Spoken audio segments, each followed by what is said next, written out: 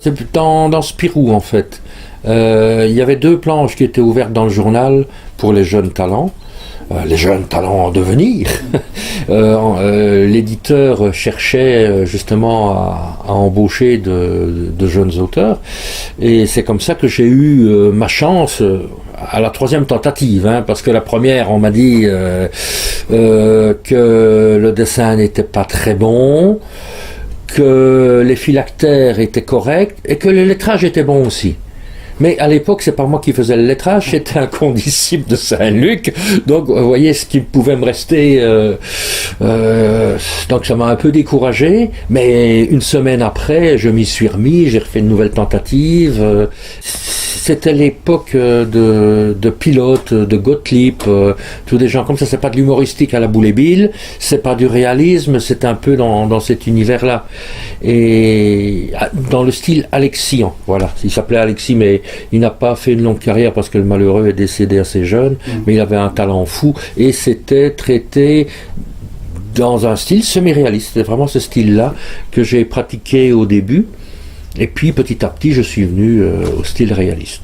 Et j'ai eu la chance, dans ce style semi-réaliste, d'avoir 2 planches publiées dans le journal Spirou. J'avais 17-18 ans à l'époque. J'étais étudiant à Saint-Luc.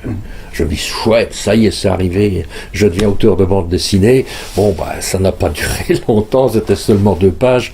Après, j'ai encore fait d'autres tentatives.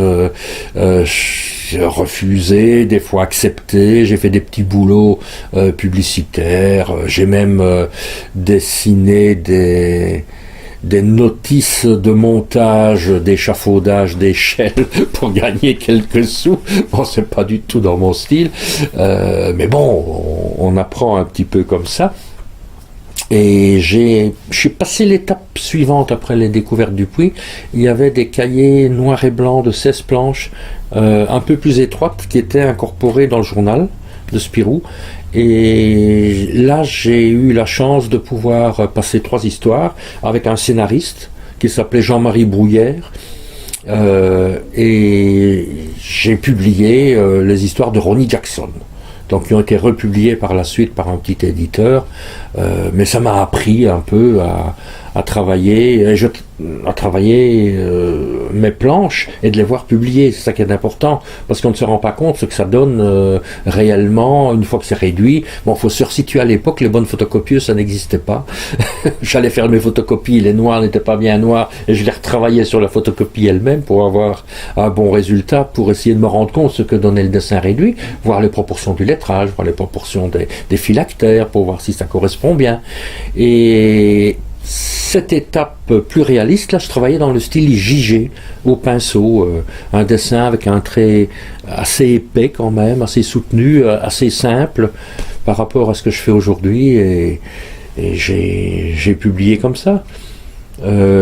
C'était des histoires un peu de science-fiction, de voyage dans le temps. C'était pas vraiment mon univers, mais à cette époque-là, j'accordais beaucoup plus d'importance au dessin qu'au scénario.